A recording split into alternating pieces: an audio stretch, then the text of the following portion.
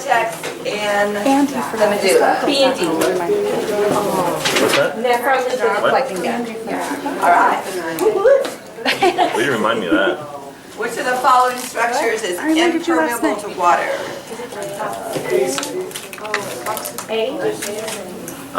Collecting ducts. Letter A or I put letter A. I would think letter A.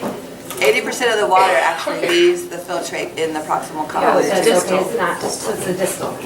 No, that's where we have controlled removal of salt and water. Ascending. Alex is right. The ascending limb, remember, is where we pump out the salts with our active transport, but we don't lose water. Okay, so this is a nephron loop, and this is what we have in the osmolality of the two different limbs. What would be the osmolality of that location? B.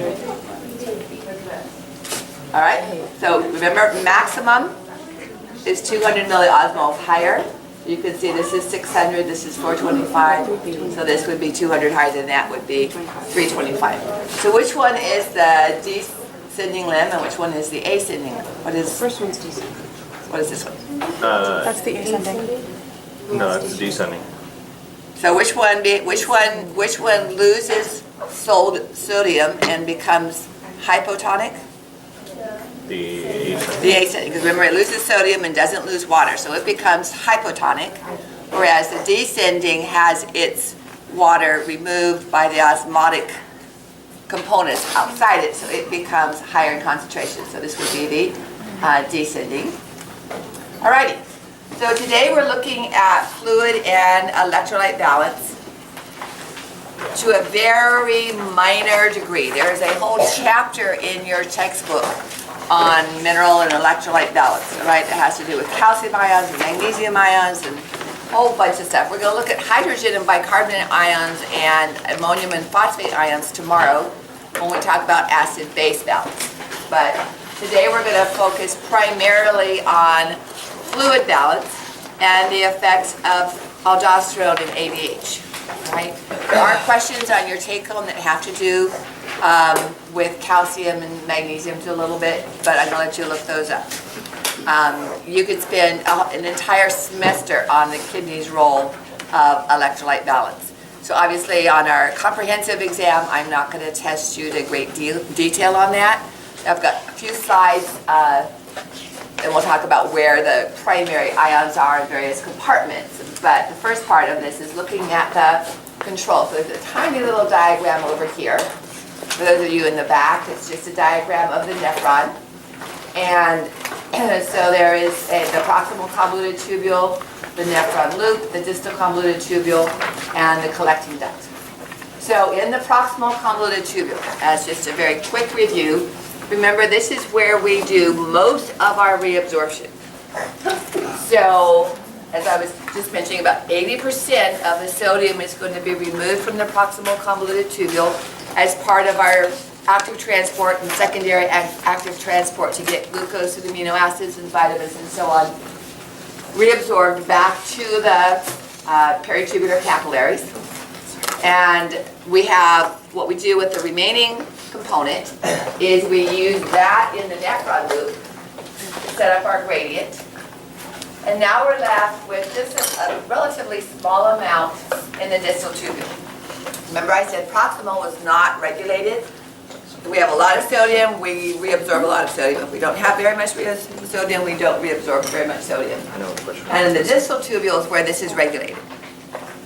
And the primary regulatory chemical or substance is aldosterone. Okay. Aldosterone works in the distal tubule and in part of the collecting duct that's up in the cortex, because remember the collecting duct is in both. And then ADH works primarily in the collecting duct that's down in the pyramid. Okay. The key difference between these two, both of them cause water to be reabsorbed. Both aldosterone and ADH, if you recall from way back when we were doing blood pressure, are going to increase the overall volume of water and increase venous return. The mechanism by which they do it is slightly different. Aldosterone moves sodium. water follows. All right? So we're moving both ion and water with aldosterone. With ADH, the sodium has already been removed. The sodium was removed in our nephron loop. That's already back in the blood. So now when we use ADH, we're just moving water. Okay? So when with aldosterone, when we move sodium and water, we don't change the osmolality very much of the blood. We increase the volume, but we're adding both ions and water. With ADH, we add just the water, so that's going to make the osmolality of the blood lower. Does that make sense? And there are other particles as well, but sodium's the primary one. So when we add only water back to the blood, it essentially becomes more dilute with ADH, whereas it stays the same concentration with aldosterone. All right, so these are the primary regulatory hormones for blood volume.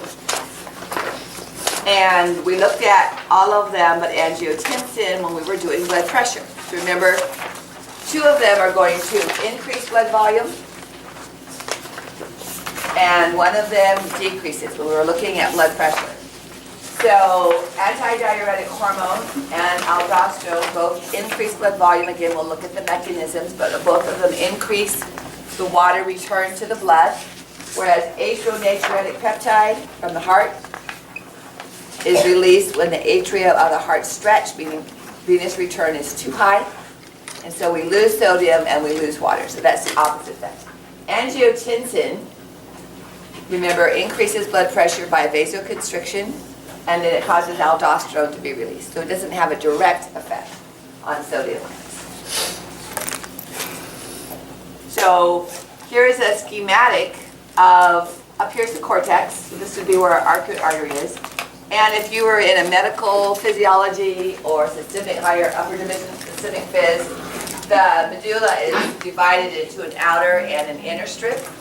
We're not going to worry about the specifics of that. The outer is typically where we have the thick segments.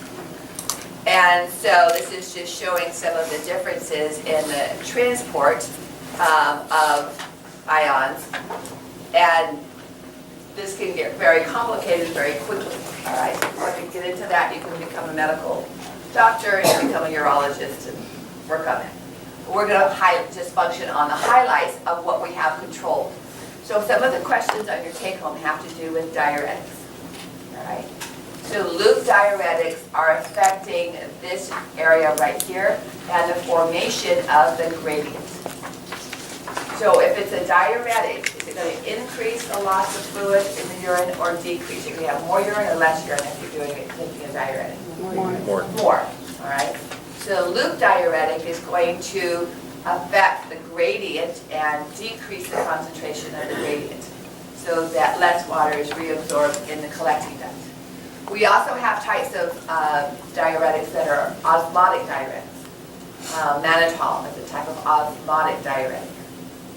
That means it's like glucose. It stays in the filtrate and keeps water from being, kind of opposes the salty gradient.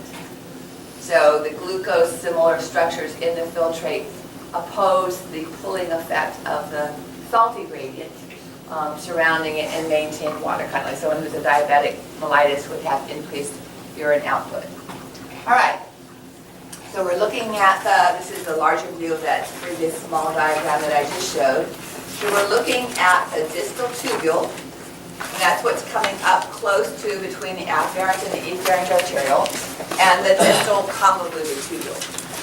So in this location, we have receptors, unlike the proximal convoluted tubule, we have receptors for aldosterone. Where does aldosterone come from? So you drink. Pardon? Adrenal gland. So when we look at the adrenal gland, remember a long time ago, when we looked at the adrenal gland, we had the cortex of the adrenal gland, and we had the medulla. In the medulla, we have cells that make epinephrine and norepinephrine, primarily epinephrine. And this is the equivalent of postganglionic sympathetic neurons. Out in the cortex, we have 3 bands or zones. And the 3 different types of hormones that are produced, are corticosteroids, mineral corticoids, and androgens. So these are a form of testosterone. Obviously, we're not looking at that here. They're all derived from cholesterol. Corticosteroids, we'll talk about with the digestive system and their effect on metabolism. This is what you know as cortisol. If someone's taking prednisone or an anti-inflammatory steroid injections, that comes into here. So our mineral corticoids is what we're looking at here, and this is aldosterone. All of these are derived from cholesterol. So they're all steroid type hormones. What does that tell us about where their receptors are located? They're inside the cell. Inside the cell. Okay? So aldosterone is going to cross the plasma membrane of the cells of the distal tubules and the region of the collecting duct that is in the cortex.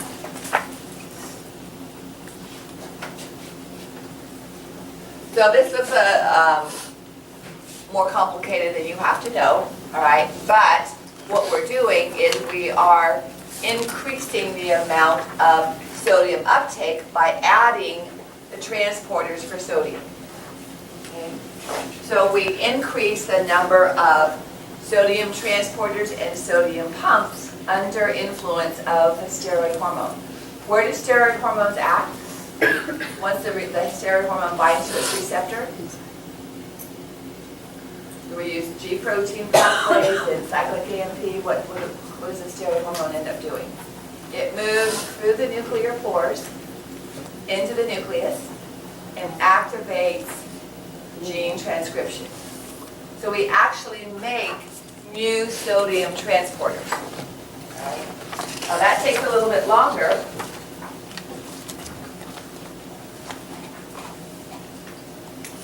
Go back to this side here. That takes a little bit longer to act, but we add additional pumps for sodium and Symport pumps for sodium. So this is up in the distal tubule, the straight tubule, all right? So here we have the Symporter for sodium and a pump for sodium. So these are two new proteins that are added because of aldosterone. Then in the collecting duct, the last part of the distal convoluted tubule and the collecting duct, we have two different types of cells that we're going to talk about. One more primarily for our acid-base balance. So those are principal cells and intercalated cells. Principal cells are involved in sodium reabsorption. Tomorrow we'll talk about the intercalated cells. Those are involved in our hydrogen ion, bicarbonate ion. So we have type A and type B, and we'll talk about intercalated cells for pH regulation. So the principal cells are going to be involved in sodium reabsorption. Now, because of the exchange between sodium and potassium, with aldosterone we increase sodium reabsorption. What happens to potassium? We secrete it. Okay? So if we're increasing sodium, we are secreting potassium. Okay? So we have that balance back and forth. And so that takes place both in the distal tubule and in the upper portion. So if you recall what regulates that, we had this slide previously where we looked at the filtrate flow, and angiotensin 2 is going to trigger the adrenal cortex to release more of the aldosterone. That can also happen under nerve influence or autonomic nervous system. Okay. But in our local reflex here, it's primarily from the angiotensin 2. So back to this diagram. The macula densa cells are sensitive on this side to the sodium ions in the distal tubule and will activate through prostaglandins the granular or juxtaglomerular cells of the afferent arteriole to release renin.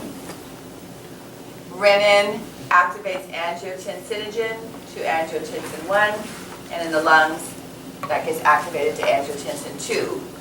So this takes a while to get through the blood because it has to go from the kidneys back up to the lungs to get activated to angiotensin 2 and then back in the blood to the adrenal glands. All right, so this is a systemic circulatory component where this is happening.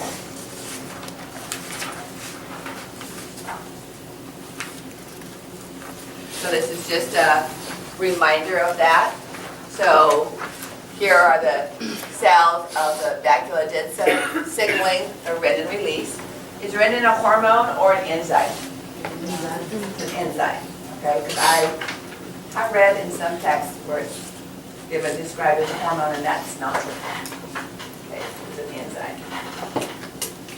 So here we have then the receptor being present inside the cell. So aldosterone is coming in via the protein, so it's not going to be filtered, right? And it's a steroid, so it's not going to be filtered. It's too large to pass through the filtrate. So it has access to our distal cells from the peritubular blood, and then is going to bind to receptors inside the cell, activate the nucleus to create these sodium symport channels and the sodium pumps. That's a little diagram of this requires gene activation, messenger RNA transcription, and then translation to synthesize these new proteins.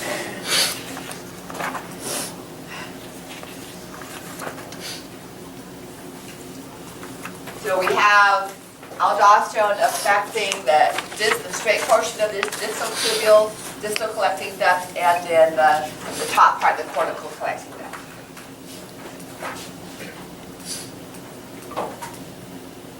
So now looking at water reabsorption, so the reminder of the intercalated and principal cells is down at the bottom of page 30.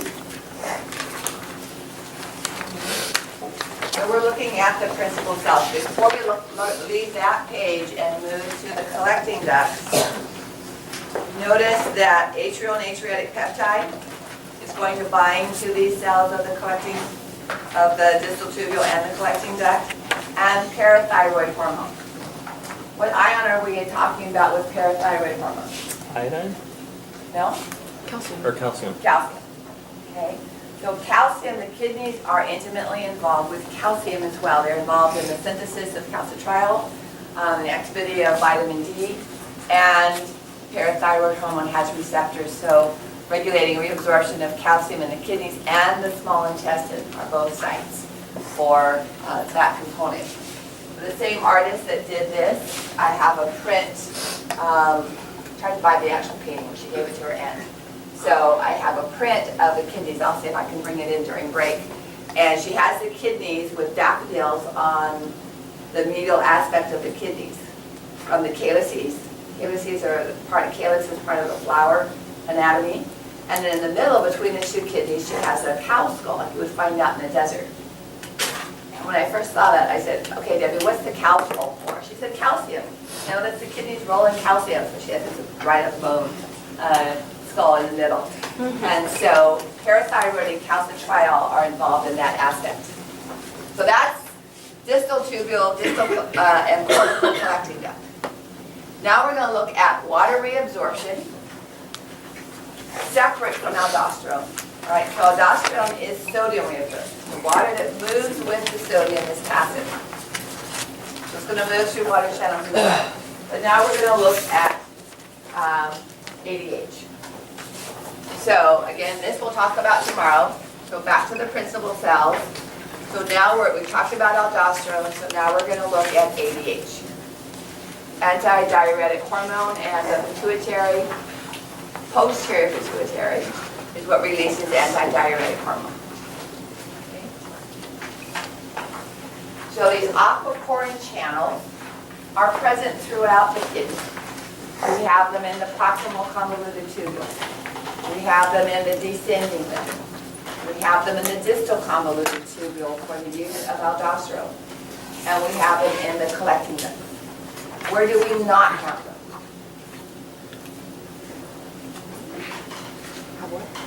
Where would we not have aquaporins? Our fancy word for water channel. In the calyx? Ascending. and the ascending. We said that was impermeable to water, okay? And the unique fact about the collecting duct aquaporins is that they are adjustable. So so the proximal column tube, you won't add them and take them out, all right? In the ascending limb, in the descending limb, we don't add them and take them out. Under influence of ADH, we add them and take them out. Now, that sounds a little bit complicated, but what occurs is we have inside the cell a membrane sac, and I'm not doing this to size, that has the aquaporin. So how do we add it?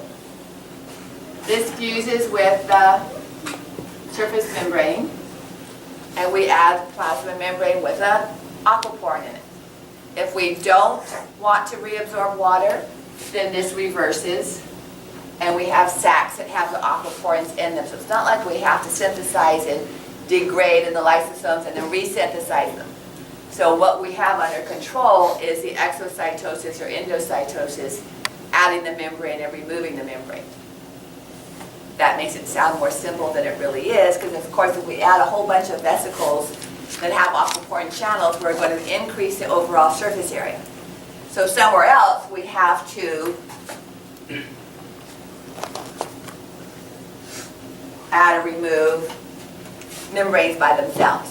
But we can't just double the amount of membrane we have on the cell surface. So we can add membrane that has aquaporins, but then somewhere else we have to remove membranes that don't. So obviously that has to be controlled under enzymatic components. So this takes place in the collecting duct?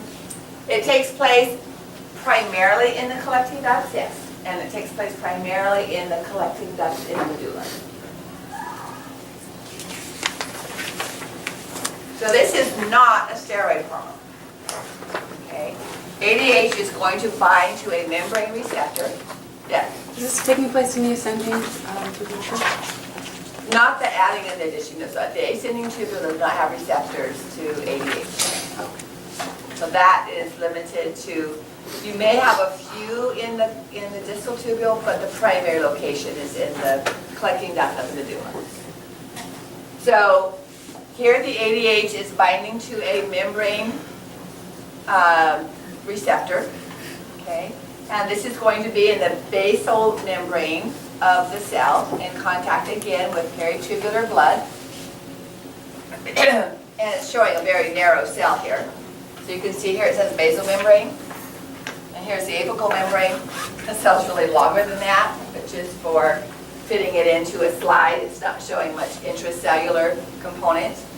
So this is access to the peritubular blood out here. That's where the hormone is coming from. And this is the filtrate down here. Okay? Normally we're used to having the apical membrane on the top. So this is the bottom of the cell. So if I were to diagram a collecting duct, here's our collecting duct. And if we were to take out a part of that and look at it, these cells have small, limited amounts of microvilli. So here is where we're going to have the receptor for ADH. Okay? Out here where we have the peritubular capillary blood.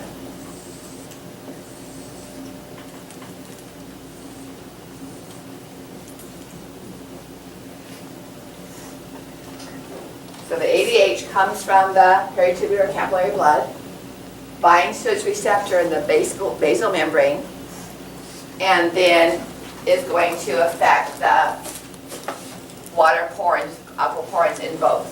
So it's a G protein pathway, adenylate cyclase, right? Increased cyclic AMP causes what they've left out here is a whole bunch of steps of activation of protein kinases and phosphorylation of enzymes, and then the insertion of aquaporins. So with the activation of ADH and cyclic AMP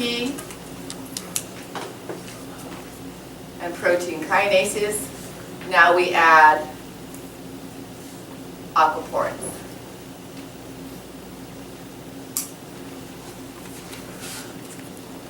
So that's just a water channel. That in itself is not going to remove water. So what is it that removes the water from the filtrate?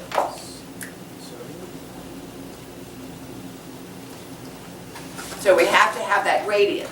We have to have that sodium gradient out here around the collecting duct.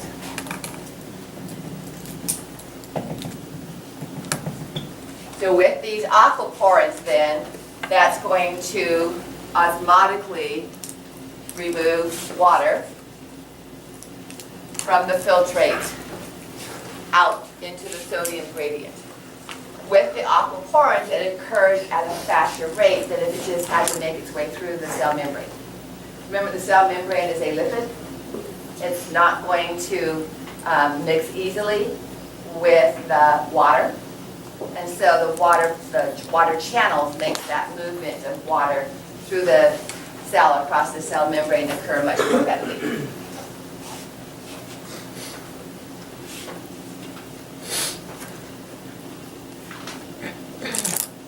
So back to what we finished up with on Tuesday then, the nephron loop creates that osmotic gradient. We focused on sodium. Urea is involved, but we focused on sodium. And then the body, under osmolality, osmoreceptors in the hypothalamus. Remember, the hypothalamus is where the neurons are that make ADH. So the hypothalamus has receptors for the sodium ion concentrations. And so when those rise, ADH would be released into the bloodstream. Aquaporins would be added, inserted into our cells, and water would be added to back to the blood. All right? So if we compare then what's happening with aldosterone and with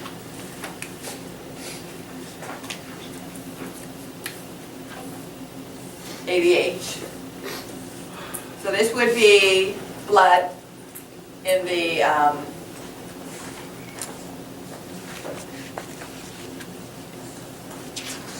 kidney. Here we would have aldosterone effect.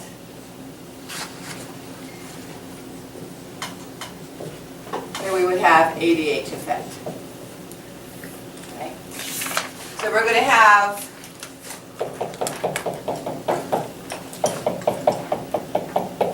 particles in the blood. That's going to affect osmolality. Under aldosterone, we are going to move sodium ions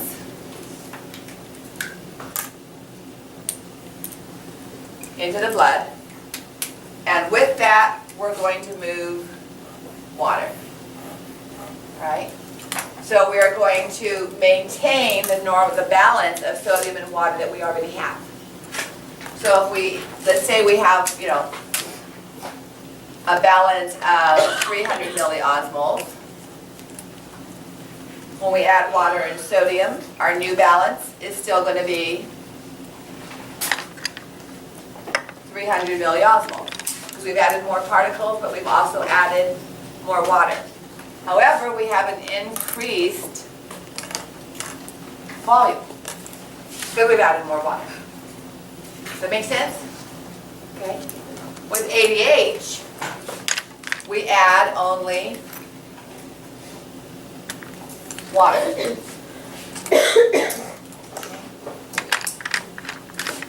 So here, now typically, I'm going to put 300 milliosmoles. Typically, the reason we make ADH is because it's higher. So let's say, modify this. Let's say our osmolality is higher.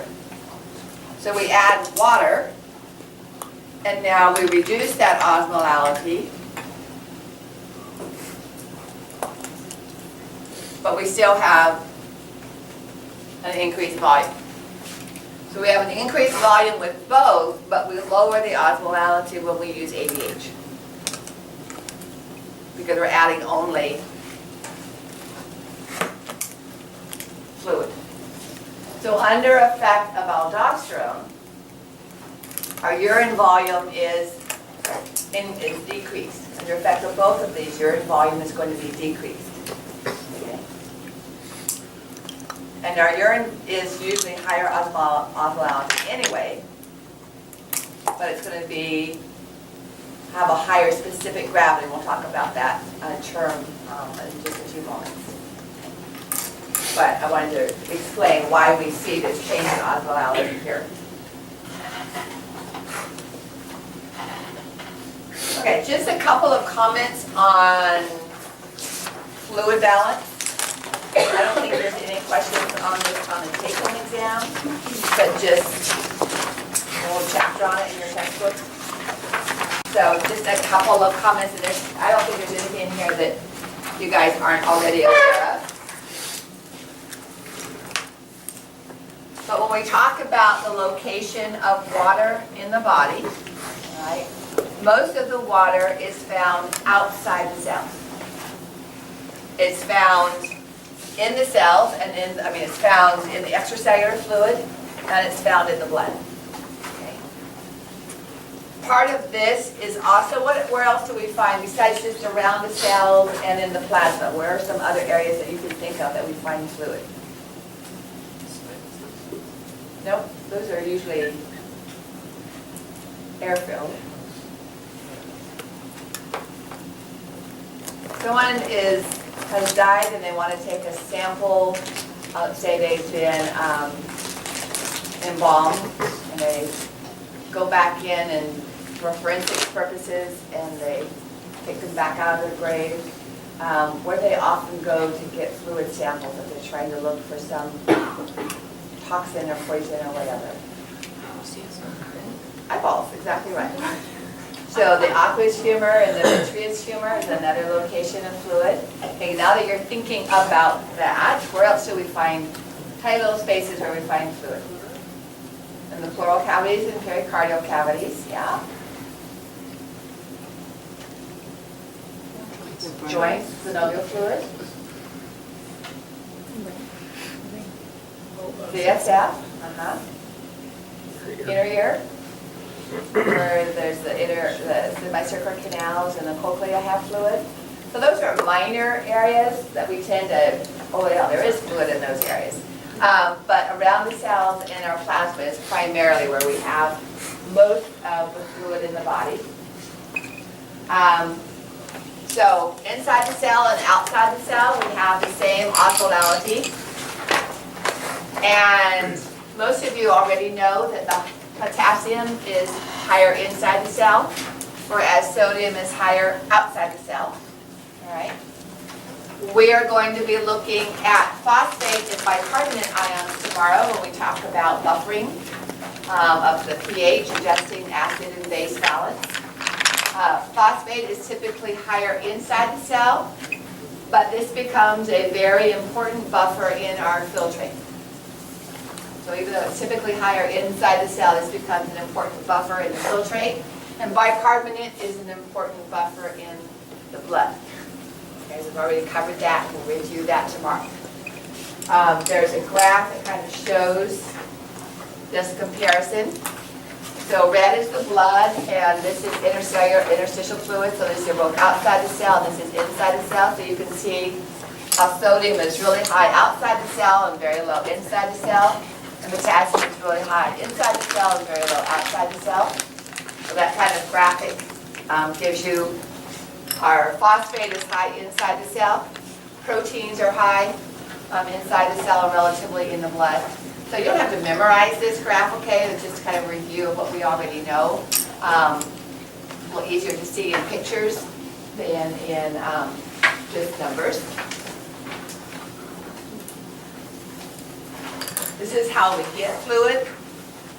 So obviously from drinking, but also in metabolism. So when we talk about breaking down glucose and other fuels, we make water. That's the last step. Remember, the hydrogen ions are accepted by oxygen and water is synthesized.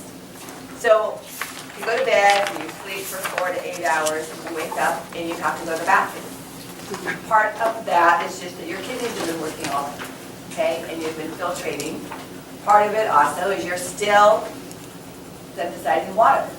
Even though you haven't been drinking it, your body has been synthesizing it. We lose water in our urine, all right?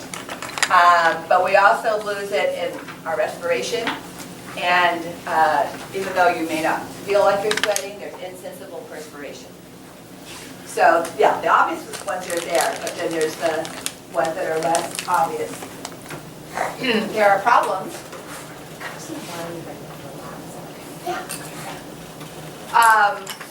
So there are problems with drinking too much water. Overhydration. And it's been a few years now, but we've had that, don't feed for a week situation, like that radio contest for the women.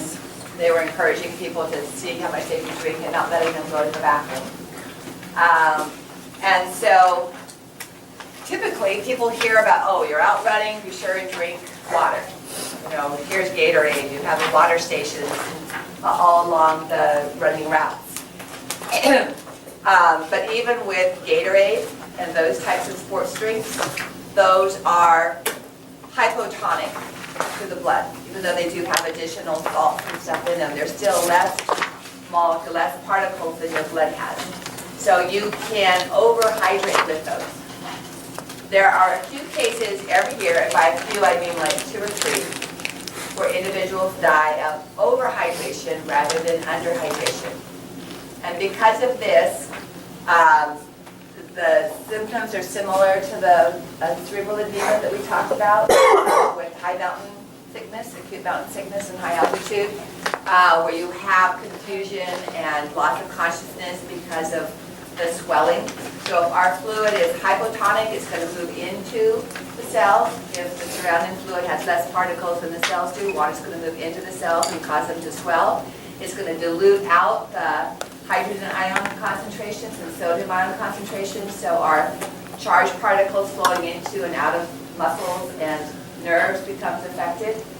And so now the practice of first responders is, at least should be, when someone is stumbling in a race, then they don't start an IV right away. They wait until they get to the hospital and can test their osmolality.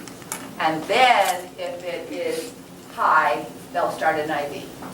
Because that's safer than starting them an IV if they may already have a problem of having too much, having hypoosmotic fluid. So it's rare, but it can occur because people are so conscious about the fact that they need to drink that sometimes they can over-imbibe of sports drinks, which again are still hypoosmotic. So these are, sorry for the blurriness, that means that you've been drinking too much. But the confusion, the sweating, the restlessness, all of that is due to the edema, swelling of the cells, primarily in the nervous system. I couldn't find a picture of a person who was dehydrated, so I found this cute little animal from Australia. All right, so dehydration, meaning typically because sodium is our major extracellular ion, it becomes too high in concentration. So this is someone who has been working, say, out working in this roof, putting up new roofs, or and not keeping up with their water intake. On the previous one, let me go back to that. There are some individuals with psychological disorders where they can't stop themselves from drinking. They'll drink out of the toilets, they'll go and take a shower, they'll just stand there for hours drinking. And so they have to be watched and limited in their water intake. It's just like certain individuals will eat, dirt, eat all sorts of stuff. So some people can't stop themselves from drinking fluids, and that can lead to that as well. Yes? I remember when I had my head injury, I was really, really, really thirsty. I don't know why. Well, the center for that control is in the hypothalamus. So just off the top of my head type of thing, if there was some disconnect in those receptors, or what the receptors were sensing and how the hypothalamus was responding to that. Because that's where we see the thirst control center. Sometimes you can override that, so if you're out on a run or you're just taking a tablespoon, limited to water, rather than drinking the water, and trying to lower your osmolality that way to turn off the thirst sensation, just holding a tablespoon of water in your mouth for as long as you can override that thirst sensation more quickly than actually drinking it. Let it just get slowly absorbed across the stratified squamous epithelium in your mouth. And you can trick your hypothalamus into thinking that your osmotic levels are lower than they really are, despite kind of holding on to that. So these are the major, with the nervous system and the muscle system and the heart system that we've talked about. These are the major electrolytes that affect those. It makes sense. You already know about sodium and potassium ions creating graded potentials and action potentials, and the calcium ions as well as their effect. And so the kidneys then become extremely important because they help to regulate all of these. Okay, so we don't typically lose calcium ions because of the kidneys, but if there's a renal disorder, if the kidneys have disease processes, and you talk about a renal diet, typically these are the ions that end up being regulated. So you're not allowed to drink, milk. Bananas, which are high in potassium, are limited. So a renal diet typically limits the intake of these particular ions if the kidney is damaged. All right. Anybody in here doing the micturition reflex study? And how it's a group doing it in the afternoon lab. All right. So, actually, before we do this, let us skip ahead to actually look at the bladder, and then I'll come back to that.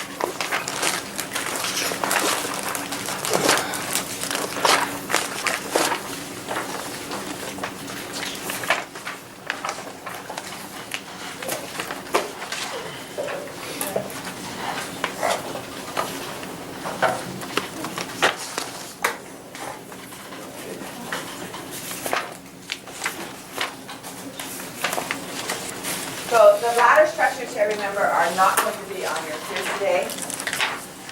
But we have the pelvis of the ureter, and then the ureter itself. Nothing is happening to the urine here. It's merely a conduit, kind of like the esophagus carrying food from the pharynx to the stomach. And the two ureters come into the urinary bladder from the posterior aspect. So we'll come back to micturition reflex after break. But this, anybody have these pages? 36. 36. That's where it is.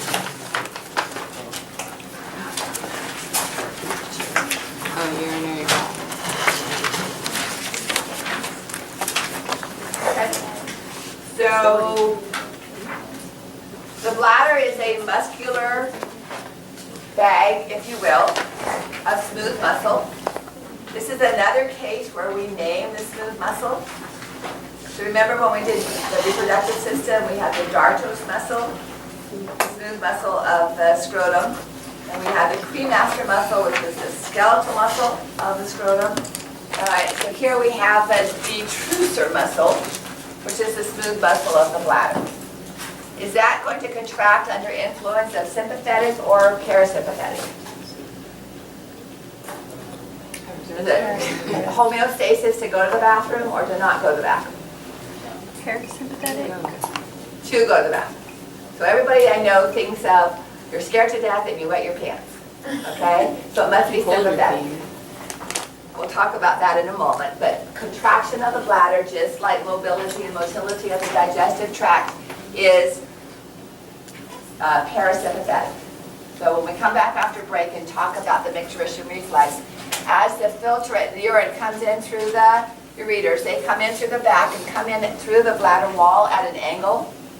So as the bladder fills, that kind of creates a valve, a structural valve rather than an actual valve. So they come into the base floor of the bladder here, and the rest of this is thrown into folds, and we see the rugae, kind of like we talked about with the vagina. And so then as the bladder expands, that activates stretch receptors, which results in a reflex contraction. Remember the stretch receptors of the uterus? Then we have a reflex contraction and the hormonal release of oxytocin. Well, here this is a reflex contraction due to parasympathetic innervation. And so the smooth muscle contracts, but to expel urine, we have to relax two sphincters. So in this area right here, we have a smooth sphincter.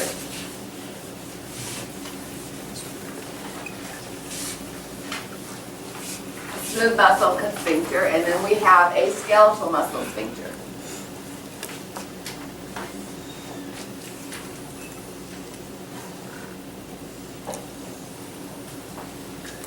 So this muscle is the detrusor. And then we have a thickening of this circular muscle, which is also smooth muscle, and this is the internal urinary sphincter.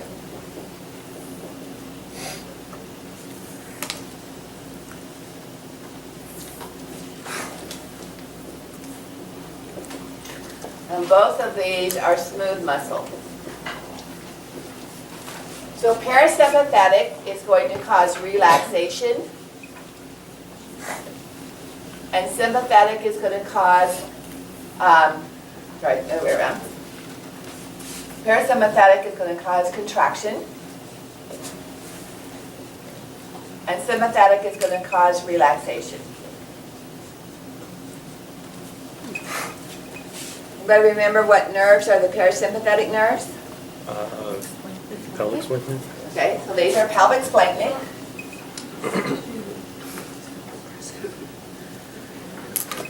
And these are sacral splanchnic.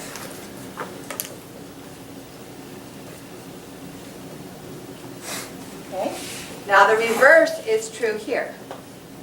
So if we're contracting the bladder muscles to expel urine, we have to relax our sphincter. So parasympathetic is going to cause the sphincter to relax, and sympathetic is going to keep the sphincter contracted.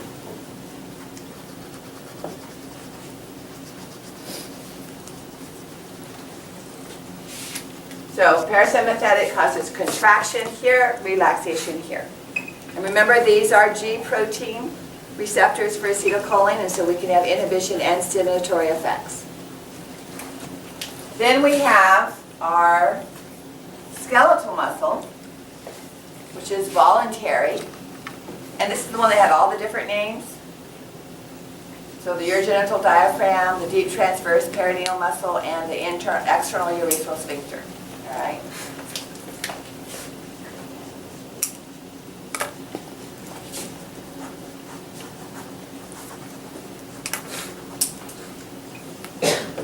And this is under influence of the pudendal nerve.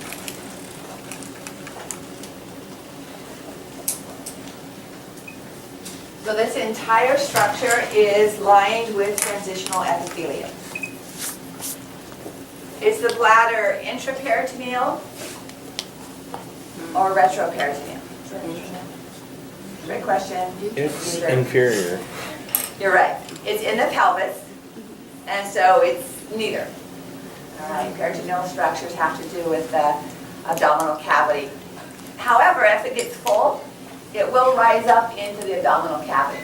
All right, if it's really, really full, it will rise up into the abdominal cavity, and it will have peritoneum draped over its surface as it rises up into the abdominal cavity, but still considered to be below the peritoneum. Typically, when you go to the bathroom, you expel about anywhere from 100 to 250 mils of urine. The bladder can hold up to over 2,000, but you don't want to urinate all of that at one time because that sudden collapse in volume can cause shock to occur. So if somebody is catheterized, you can have permanent or straight casts. A permanent catheter isn't permanent forever, but an indwelling catheter maybe is a better name. So that is a tube that passes up into the bladder and then has kind of a donut around it that is filled with saline. So if someone is catheterized, this tube is passed up the urethra, and then a syringe is used to fill this little donut with saline. and it keeps it from being pulled out. People do that though. They'll pull out their catheter, and you can imagine the trauma that that causes when they do that, because they don't deflate that donor first. All right, so that's an indwelling catheter. A straight cath is someone says had their baby, and because of the local anesthetic, they can't go to the bathroom.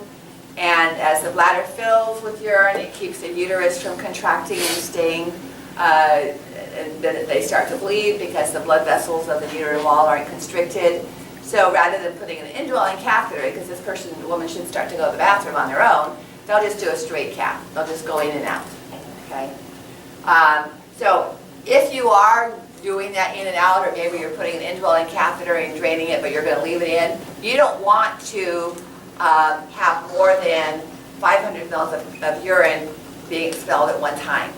So you're going to pinch it and hold it for a little while, or sometimes they have a valve on it, and a maximum of 500 mils out, wait a while, 15 or 20 minutes, and then let more out. Because that sudden collapse, that sudden decrease in volume can cause shock to occur, sympathetic response, and a drop in blood pressure. Okay? With an indwelling catheter, this tube drains into a bag, and if they're mobile, the bag is taped to their leg, or if they're in bed, it's hung from the side of the bed.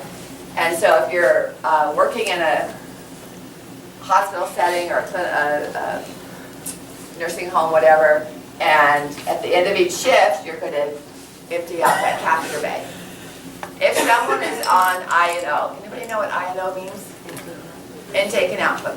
All right, so anybody that has an IV or a catheter should be on intake and output, where everything they drink is marked, and if they go to the bathroom, that's measured. So if they don't have a catheter on intake and output, usually in their toilet is what's called a hat. It's a triangular container that sits under the rim of the toilet and catches their urine, and then you measure it and dump it. At the end of the shift, you would empty the catheter bag and mark it. The minimum amount that you want to see produced in urine is 30 mils an hour. So they should have at least a cup, 240 mils of urine produced in a day. Now, if they're taking in 1,000 cc's of IV every 8 hours and they're only putting out 240 mils, even though that's the minimum, there's some problem here with intake and output. All right?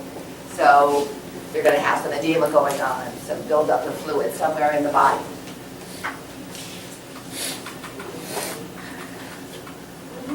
Okay, let's look at this before we take a break. When we come back from break, we'll do the nutrition reflex. So characteristics of urine. Lab today is going to be looking at these characteristics and making some of the measurements. So we look at volume, color, turbidity. Anybody know what turbidity means? If something is turbid, it's cloudy. All right. So cells that are sloughed off from the side of the ureter or the wall of the bladder. Bacteria, if there's bacteria present, that's going to make the urine more cloudy. If there are proteins in the urine from a damaged kidney, that's going to make the urine cloudy. So that's what we look at. Odor, well, we'll just go through. Okay, so urine color. And this is really just a visual appearance of whether you're drinking enough fluid. So as the urine becomes more concentrated, you have more of the waste products, the ammonia and the urea that build up, bilirubin, and it becomes darker and darker shades of yellow or amber. I had taught a section of this equivalent at Sac State one semester, and had a student come to me towards the end of the semester who had a young daughter, and she said that she had talked about this with her daughter. Her daughter was like in kindergarten or late preschool, and she said she had become the urine czar at school, and she was running around looking at everybody's pee, and it was dark, telling them they had to drink more water. Like, well, she's learning young. All right, so these are just a couple of different. Furosemide is the most common diuretic. All right, so it's just different degrees of these drugs are increasing the volume. So if you take a diuretic and you increase your urine volume, you would expect the color to become more dilute. if you drink a lot of water. So you would not add the aquaporins, the water would stay in the urine and your color would become more dilute. Okay, so turbidity. So here you can see through. They're both a light color, all right, but this is cloudy. So again, it could be cells from the bladder. If you have a urinary tract infection, it could be bacteria, pus. There's a variety of things that can lead to the cloudiness. And obviously normal would be clear. Odor. The ammonia reacts with the air, and you can feel the old baby diapers connecting the oxygen. Some individuals have the enzyme that reacts with contents of the asparagus, and within 15 minutes of eating asparagus, if you go to the bathroom, it's already in the urine. Not everybody has that, all right? But a lot of people, after they eat asparagus, will have a distinct fragrance, if you will, the urine output. In addition to colored drugs, can make the urine, some antibiotics can make the urine really orange, and so on. So pharmacists and physicians usually try to let people know that so they don't go really nuts. Why does it think coffee smells like coffee? I don't know, I don't drink coffee, but coffee is, well, we'll talk about diuretic. In reference to that, caffeine is often considered to be a diuretic. It is not a true diuretic in the sense that it doesn't affect the sodium movement and the water movement. What it affects is the blood vessel constriction. So it increases the filtration pressure. I don't drink coffee, so I don't know why urine would smell like coffee, but and alcohol. What does alcohol do to your urine output? Increases it. Anybody know why? I think I know. Doesn't it inhibit ADH? Yeah. So it affects the brain's release of ADH, which is an antidiuretic. So if you're producing less antidiuretic, you're going to have more of a diuretic effect. Okay? Now somebody asked me quite a few years ago, and I had no idea because I don't drink alcohol, but not that they would give me the clue, but they said, how come if you're out drinking, you don't see that diuretic effect until you go to the bathroom for the first time and then you can't stop going to the bathroom? I don't like it. I don't know. That's what you do. But it's like, I have no idea why that happened. Never works for me. Okay, we talk about acid, about base balance tomorrow. And the urine is part of our ability to affect the blood pH. We can buffer the urine itself through phosphate buffers and ammonia and so on, so it becomes a good fluid for dumping out hydrogen ions. So if you have a respiratory condition and you can't breathe off CO2, the hydrogen ions that are produced from that carbonic acid can be added, secreted, added to the filtrate, and that of course is going to lower your urine pH. Certain foods will lower your urine pH, not the acidic foods, so not eating lemons and drinking orange juice, but eating proteins. All right, the amino acids breakdown will lower urine pH. Typically, your pH of the urine is slightly acidic. It can go down to a pH of 5. So it can range from 5 to 8, but typically it's more acidic. It's on the acidic side of 7. So it's usually below 7 because of the addition of hydrogen ions. Question? Yeah, I could be tripping when I ask this, but I was wondering, have you ever heard of like people saying that their pee stings or something like that? That's what I was like, what, is there a reason for that? Or That's as far as what we're usually learning? a urinary tract infection when it burns. Oh, okay. So if it burns, if you go to the bathroom and it's a burning sensation, that's usually a sign of a urinary tract infection. Not all urinary tract infections have symptoms. Women typically usually get them more often than men just because of the shorter urethra. It's easier for bacteria to get up into the bladder. But usually that burning sensation is from the bacterial toxins. Okay, specific gravity. This is called a hydrometer.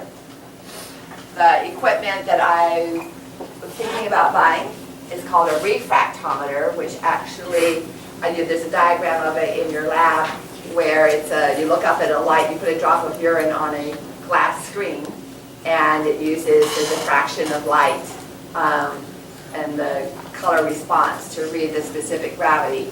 This uses a float. So the principle here is that the more particles there are in the water, the denser that fluid is and the more easier it is to float. So I don't know how many of you have been to the Mediterranean or the Red Sea, but with the high concentration of salt, it's almost impossible to sink because all of those particles are holding you up, all right? So again, I don't know how many of you are observant of your urine when you go to the bathroom, but if you haven't drunk for a while, that urine sinks to the bottom of the toilet bowl, okay? Because it has all those particles in it. If it's a very pale colored urine, it's more likely to be diffused throughout the toilet bowl. So that specific gravity is a relationship of density to volume. So water has a density of 1.0 grams per mil, okay?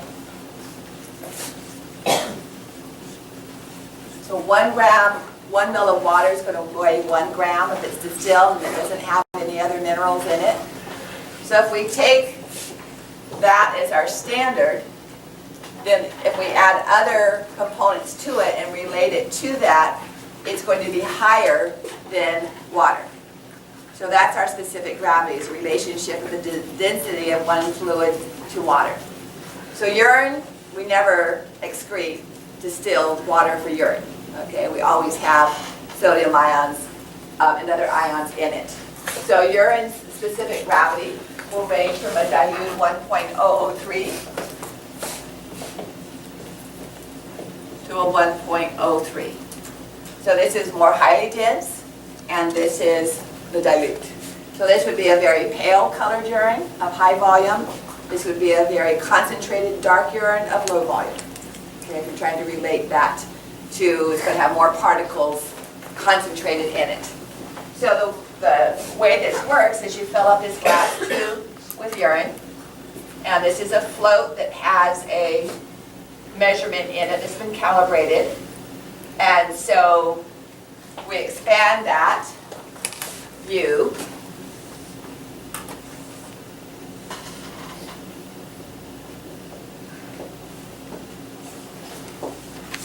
So you read below the meniscus line, and the higher the specific gravity, the more particles there are, the higher that float is going to be. And that should make logical. There's more particles, so it floats easier, so it rises up, and we read a higher specific gravity. Okay? So you're going to have a 1.0 up here, and then 1.0001, and each of these would be larger than 1.001 and 1.002, and so on, as you read in that. So we'll have some of those during lab. We use those to measure alcohol content. Right. Yeah. So online, when I was looking to buy some, you could buy them for winemaking, you could buy them for pickling of making pickles and how much salt is in there. You could buy them for aquariums to determine the saltwater aquariums and so on.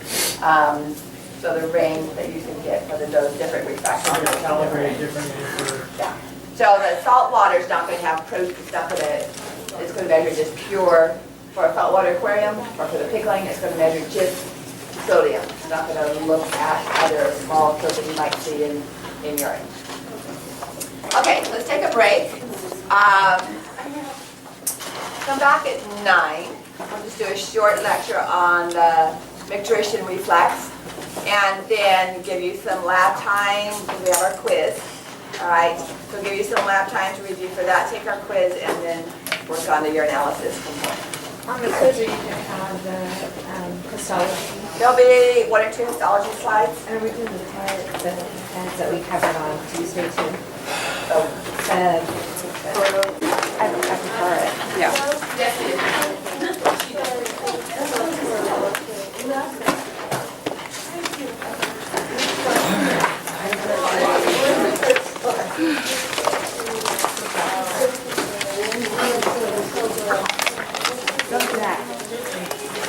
Sheet 2, 40.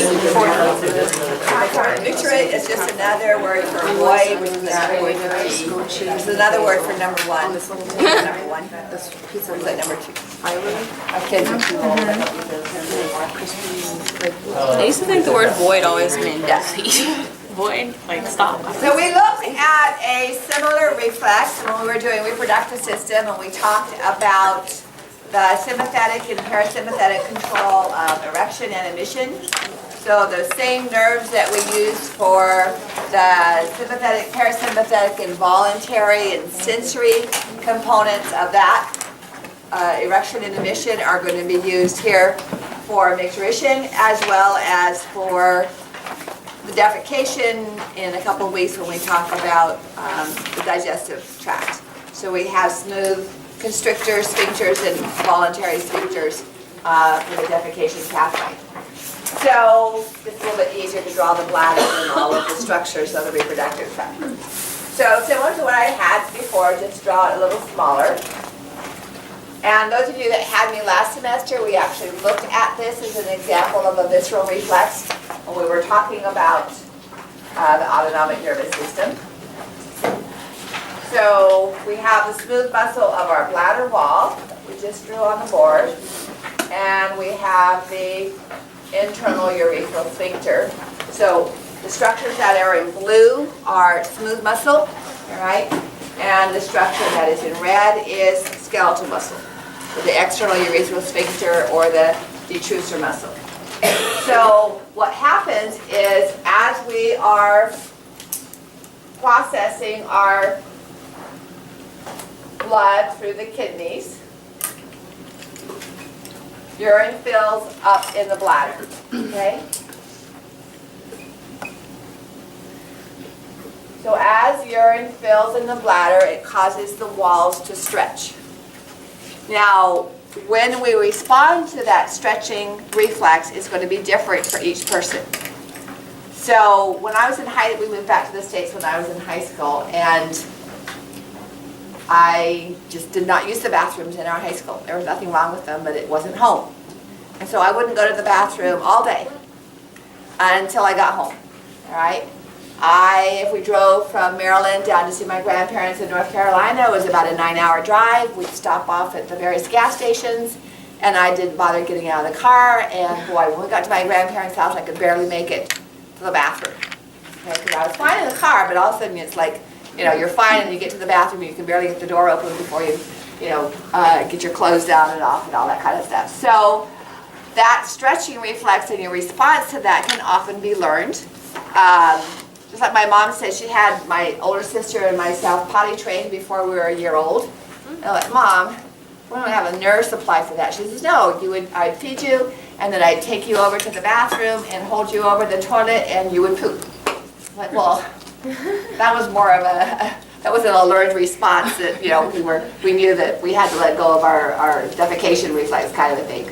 But so the bladder stretches, and we have stretch receptors. So those are a sensory response. So let me get green. Pardon? Oh, thank you. So sensory receptors are going to be carried in what nerve? Right?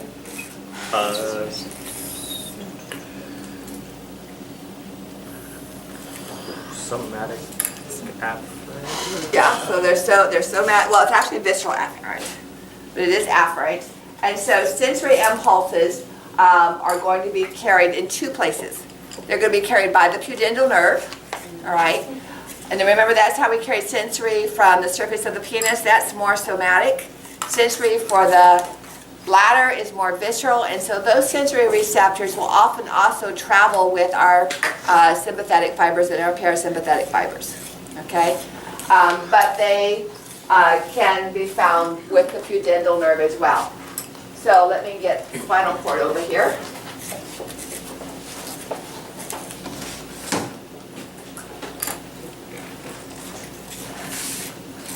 I'll just put this in the midline.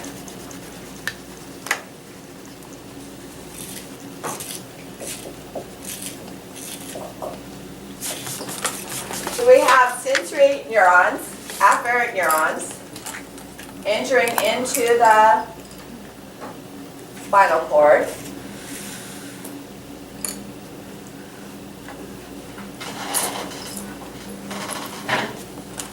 is going to be going into sacrospinal cord.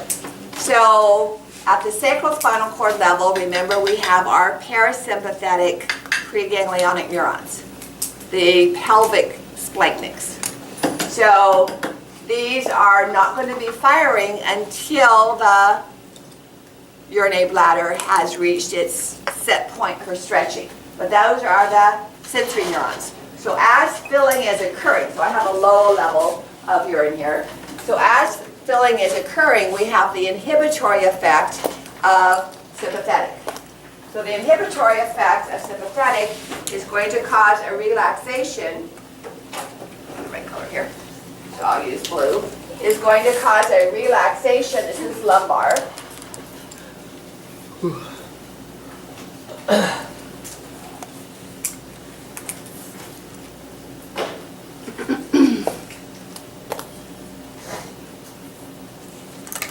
So we're going to have an inhibitory to the detrusor muscle. We're also going to have, well, let me draw that on the outside.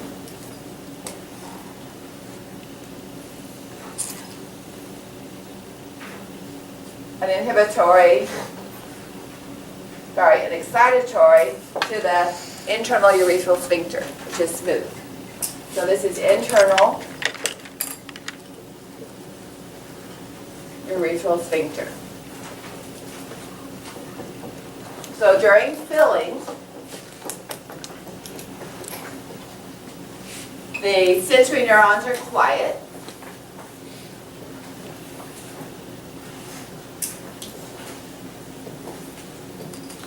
Meaning they're activated less often. The sympathetic neurons, both are lumbar splanchnic, but primarily are sacral splanchnic.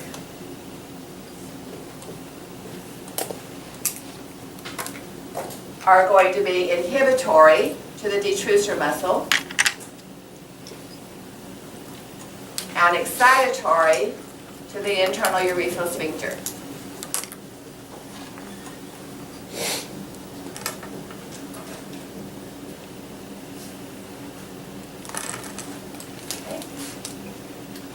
Our pudendal nerve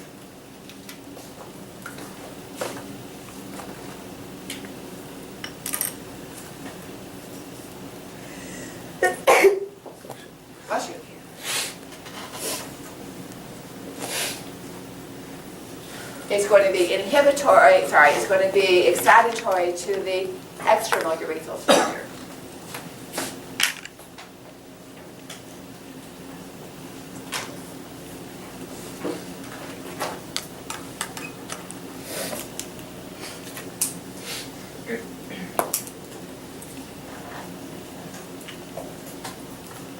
So the bladder wall is relaxed, the internal sphincter is constricted, and the external sphincter is constricted.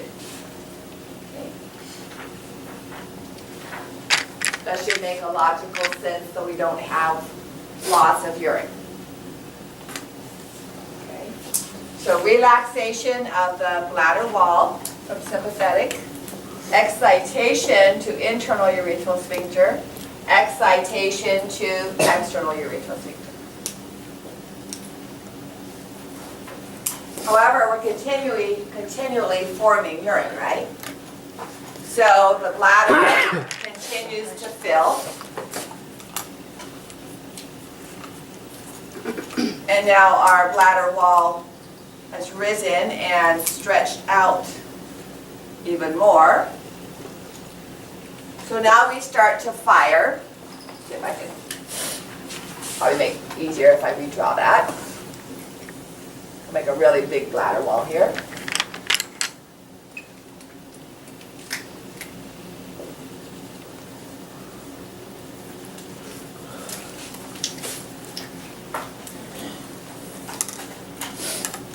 So now our sensory neurons from our stretch receptors from the bladder wall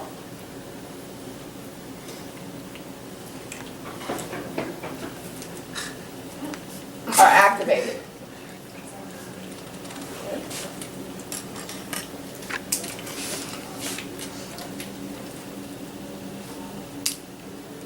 So sensory neurons are active. to change our picture here.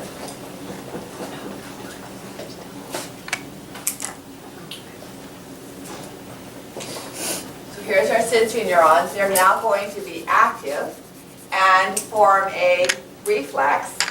Rather, here's our sensory neurons. Are going to be active and form a reflex with our parasympathetics. So now the parasympathetic here are going to respond. Let's see, I didn't have parasympathetic on here yet, did I?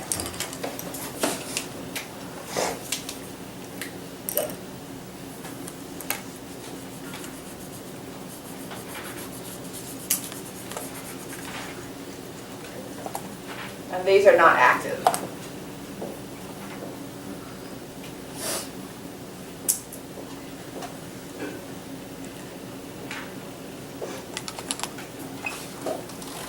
Our parasympathetic neurons to the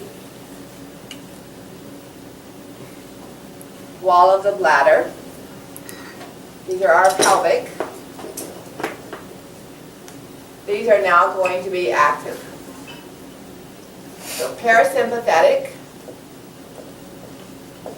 pelvic splanchnics,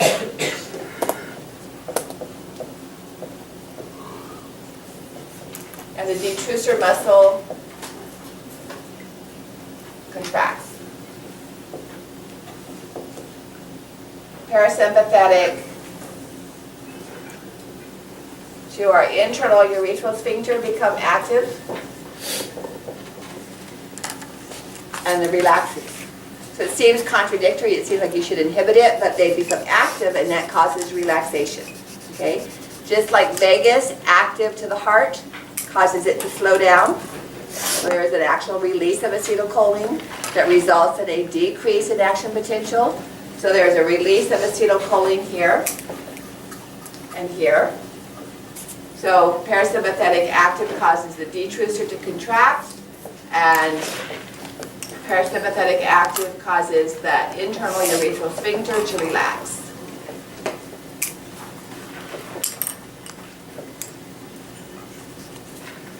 So sympathetic is inhibited. And now we also need to relax our external urethral sphincter.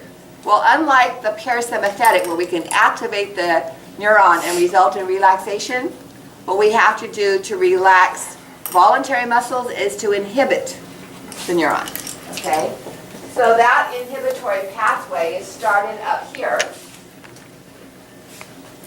So we voluntarily decide we need to go to the bathroom. And so that activates the pontine micturition center, and we inhibit the pudendal nerve. Okay. So there is an inhibition. Getting complicated here. Colors.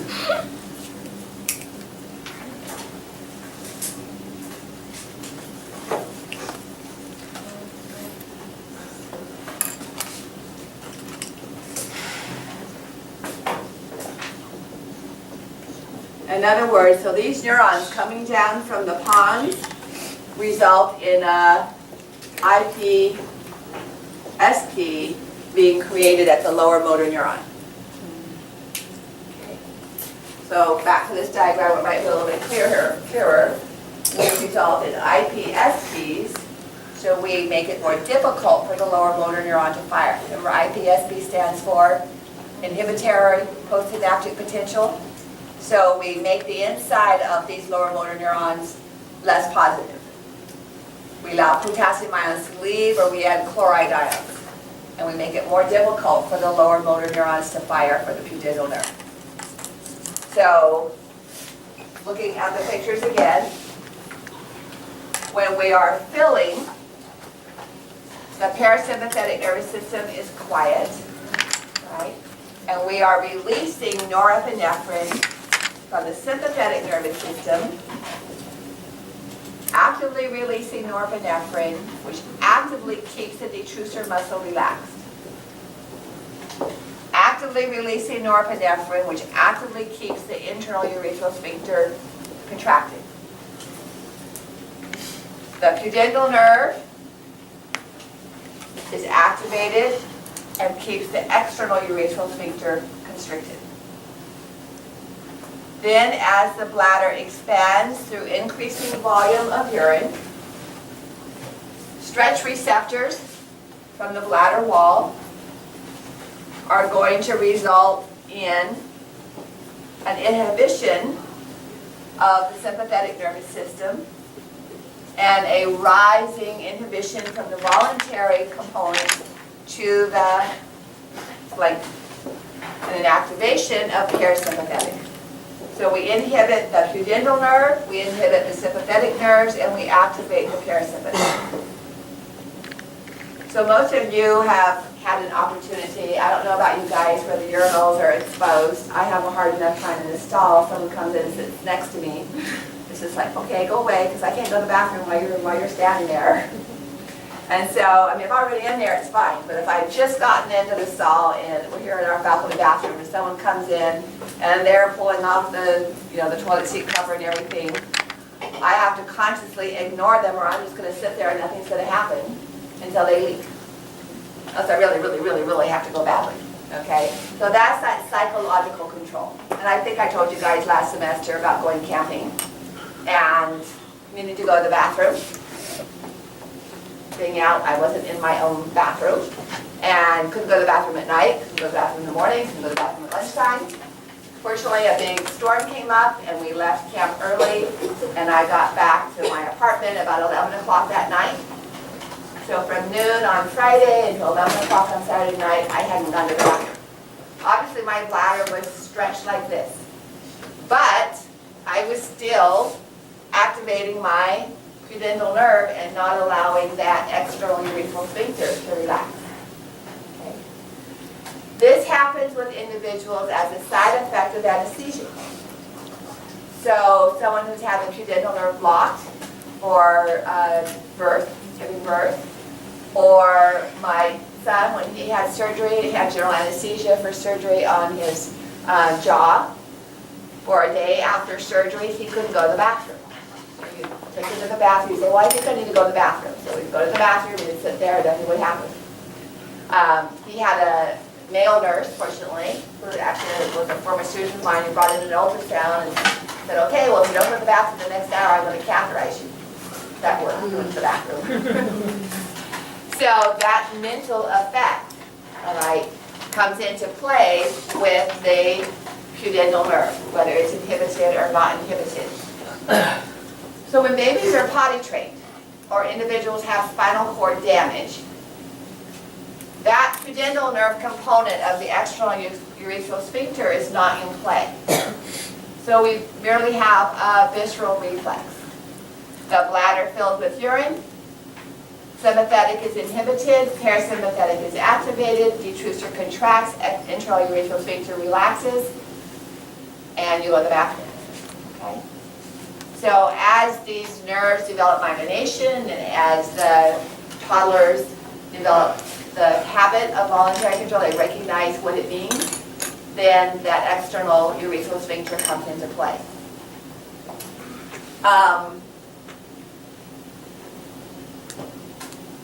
There's something I was going to mention here and it slipped my mind. Well, I'll get back to it if I recall it. All right, so someone who has a spinal cord damage, they often can be trained to have a bowel movement. All right, through, we talked about that with the cremasteric reflex. They can trigger activation and relaxation of that external anal sphincter. Doing that with the bladder is a little bit more difficult because that's constantly, filling, and the body responds to that more often than to the defecation reflex. It takes a little bit longer. So you can train yourself to have one bowel movement a day through combining that reflex via the cremasteric reflex. Doing that with the bladder is much more difficult. Oh yeah, I was just gonna ask. This is totally random, but what would your brain, I guess, nerve would be inhibiting if how say you squat for whatever reason because you don't want to touch the toilet seat or something like that, and you're trying to go to the bathroom but you can't until you actually sit like on the toilet seat. That's it. Same psychological. For whatever reason, your butt needs to touch the seat or something like that or whatever. Is it inhibiting a certain nerve or which one is it? Or? It's the cortical activation of the Ponte Nutrition Center. So this one has, it shows it here as being just the brainstem, but that also has to be released by conscious thought. So whether it's being in the right bathroom or touching the toilet seat, you know, I grew up overseas, so when I went back to visit Burma, we were at a house that I had grown up in, well, until I was like 5 or 6. For some reason, the bathrooms inside weren't available, and they said, well, the outhouse is over there. So I was like, okay. And I went there, and it was a cement trough that you had to squat over. And I was 3.5 months pregnant, so psychological, there was enough me to go to the bathroom that wasn't quite, anyway. I ended up losing my balance and falling over backwards outside the outhouse, and it was completely just hysterical kind of event. But it wasn't even a seat, it was essentially a cement trough 4 inches off the ground kind of thing. So you guys, when you travel, you have it so much easier. I mean, they make urine cups for women, but it's just not the same. All right, so again, just understanding, oh, I know what I wanted to talk about. Being scared to death and wetting your pants, okay, or defecating. Obviously, sympathetic is, if you're scared, you would think, if we follow this through, that you're just going to have a really tight internal urethral sphincter and a completely relaxed bladder, and you're not going to wet your pants. So why does extreme fear cause the reverse to happen? The best explanation I have been able to come up with, because I have the same questions, is that, remember, sympathetic innervation also goes to blood vessels. When you're scared, your mouth gets dry, and if you look at the mechanism of that, it's a constriction of the blood vessels to the salivary glands and a loss of fluid rather than a turning off of the glands. And so they have less fluid to secrete because of that constriction. The theory has now also been applied to the bladder, and the concept is, it hasn't been proven, but it's the best description of what makes sense to me, is that through constriction of the blood vessels, the nerves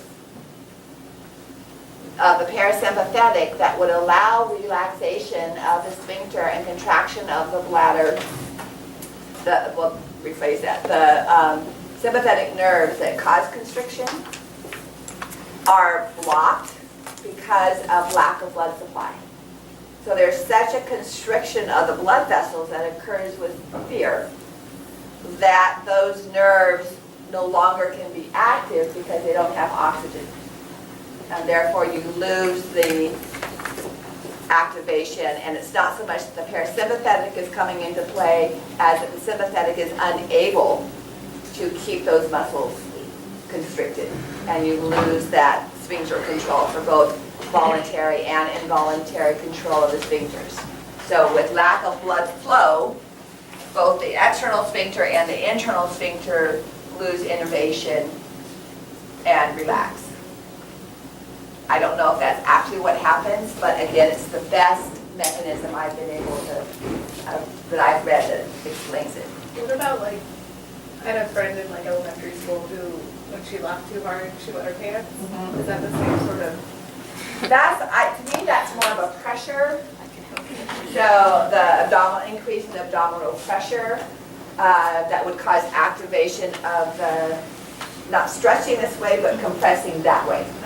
That would result in the activation of the afferent neurons and the reflex for that.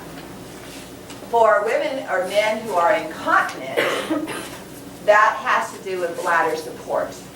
And as the bladder is not supported as it collapses, that creates greater internal pressure that the sphincter isn't able to keep resistance against. So you would get leakage with coughing or physical exertion. And that's because of a change in the support of the bladder wall that it collapses in on itself.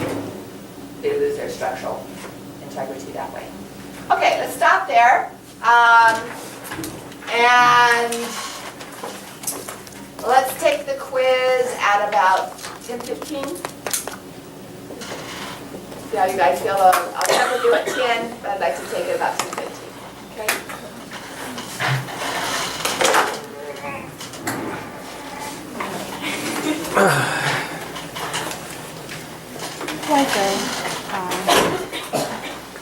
It's a Mitcon reflex.